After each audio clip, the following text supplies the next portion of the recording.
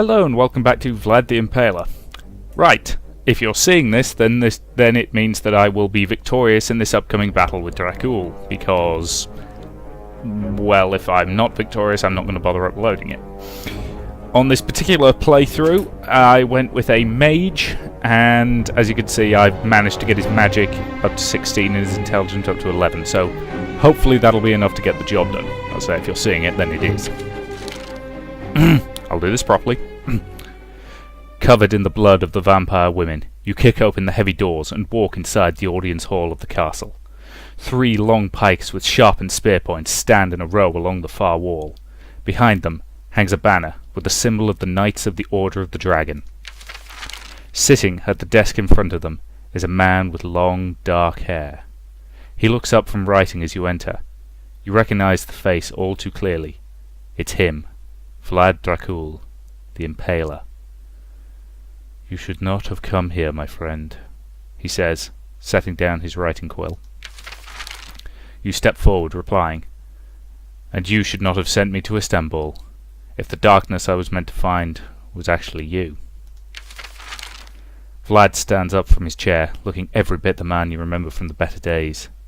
He says, "I had suspected that a great evil was rising, but my knights, no matter how many heathens they killed, no matter how many witches they flayed, no matter how many wicked men I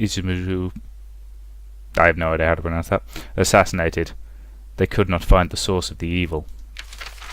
So I sent you, the best investigator of the supernatural I have ever known, because I knew that if you ever came through those doors, it would confirm what I had grown to suspect, that I had become that great evil." He releases the heavy cape from his strong shoulders to fall to the floor. "And tonight you have proven me right." You watch as Vlad's skin cracks and splits, breaking open and slowing off as if a serpent was shedding out its outer layer. Grey flesh, muscular and terrible, emerges from beneath. Long, black talons end at his fingertips. Symbols of some dead language cover his torso. His face peels away to reveal demonic eyes and saber-like fangs as bat-like ears extend out from the sides of his head, and from his back sprout 4 membranous wings which flex for the first time.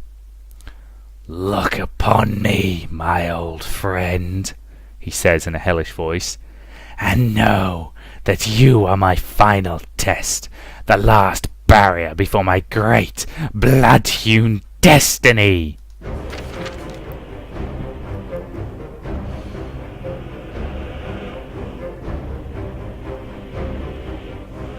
I do quite like the artwork. It's got a certain style to it that I really like. So yeah, that one requires element. Okay, that one's Constitution, Strength, and Magic. Spear. Okay, let's use the Scepter of Indignant Rage. You leap forward with all the speed and cunning you can muster, swinging your weapon around to impact with the vampire's head. The force of the blow is staggering, knocking his head sideways at a strange angle. Dracula crashes against the far wall from the impact of your blow, the side of his head spurting blood. The look in his eyes is one of both rage and confusion as he reaches up to fill the cracked fragments of his broken skull. "How is this possible?" he snarls. You wonder the same thing yourself, then notice the slight glow from your weapon. It's the same glow that blinded you when the woman in the chapel touched it. With a roar of rage and a swipe of his cursed hand, an invisible magical force rips your weapon from your grasp and sends it flying out into the corridor. You spin to chase after it, but the heavy door suddenly slams shut in front of you. "Now," Dracula says, standing to his full bleeding height, "we shall see what you can do without your enchanted toy." Let's hit him with the fires of Babylon. Wanting to bring the confrontation to a close as swiftly as possible, you call upon the powers of the ancients and spin your hands through the air as the room ignites with the fires of Babylon. Flames ignite in the air and begin to swirl at your command. But then, Vlad spreads his own arms, and with a powerful word of command, the flames snuff out, replaced by a deepening chill. He looks down at you with frightening red eyes. "You are not the only one to study the black arts," he says with a warning smile, and then spins his arms, conjuring a vortex of ice and frost, blasting you against the wall and freezing you through to your core. I'm sorry, how high do I have to be for that to actually be effective? You're, with an intelligence of 16 and a magic of 7 and intelligence of 11 and magic of 16, that's a combined 27. Okay, let's try charm. This is not going to work. Is this what your wife would have wanted? You ask. The vampire goes strangely still, looking down at you with burning red eyes. You did not know Nadia, he says. You take a step forward. On the contrary, I met a ghost on the way here, and I saw the way you looked at her in that painting down the hall, and I saw the way she looked at you. This isn't the end she'd want for you. This... You gesture at the new demonic shape. This isn't the man she loved. This isn't the hero of Walchala, the saviour of Transylvania. She wouldn't recognise this creature of darkness. But she wouldn't give up on him either. You throw your weapon to the floor. You're a great man in life. Show her that you can be again. Call off your knights from Istanbul. Turn back on this darkness. Give her the peace her spirit needs to find eternal rest. You can do that.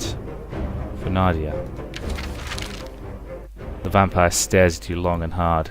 At length, the strength goes out of his limbs. His wings fall down to nothing. His skin returns to the colour of living flesh, and his face becomes the face of the man you once knew. It is too late for me, he says. This darkness cannot be cast aside, but by my actions I might yet be judged. He points at the desk. I have drafted a letter, naming you the new head of the Order of the Dragon. Call them off their inquisition, guide them to better works, and place me to rest in the chapel of my forefathers, in the coffin, beside my beloved Nadia. Perhaps there in eternal sleep, I may yet know her arms about me. You follow Vlad back down to the Black Chapel. You watch as he climbs into the stone sarcophagus built for him many decades ago. He looks up at you with one final glance and says, I chose you well.